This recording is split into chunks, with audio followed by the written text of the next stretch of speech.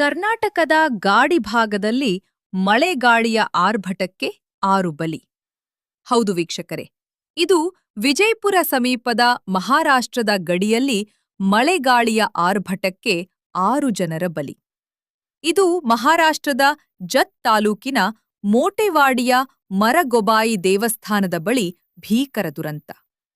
ಮಳೆಗಾಳಿಗೆ ಭಯಗೊಂಡ ದೇವಸ್ಥಾನದ ಗೋಡೆಯ ಬಳಿ ಆಶ್ರಯ ಪಡೆದಿದ್ದ ಭಕ್ತರು ಬಿರುಗಾಳಿಗೆ ಕುಸಿದು ಬಿದ್ದ ಕಟ್ಟಡದ ಗೋಡೆ ಹಾಗೂ ಮೇಲ್ಛಾವಣೆ.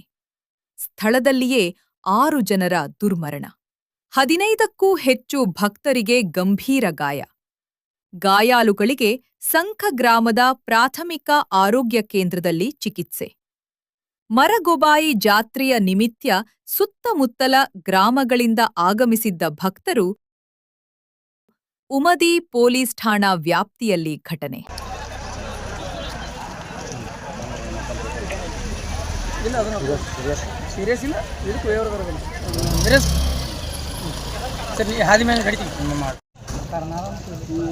ಅಲ್ಲಿ ಸತ್ತಿದ್ದು ಏನು ನಿಮ್ಗೆ ಗೊತ್ತಿಲ್ಲ. ಅಲ್ಲಿ ಜಾಗದ ಮೂರು ಯಾರು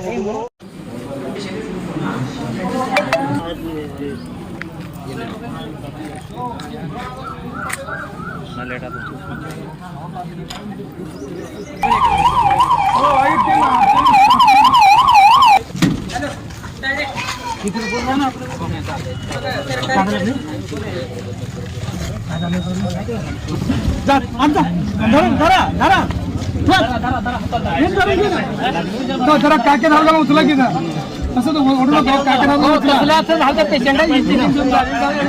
काय करणार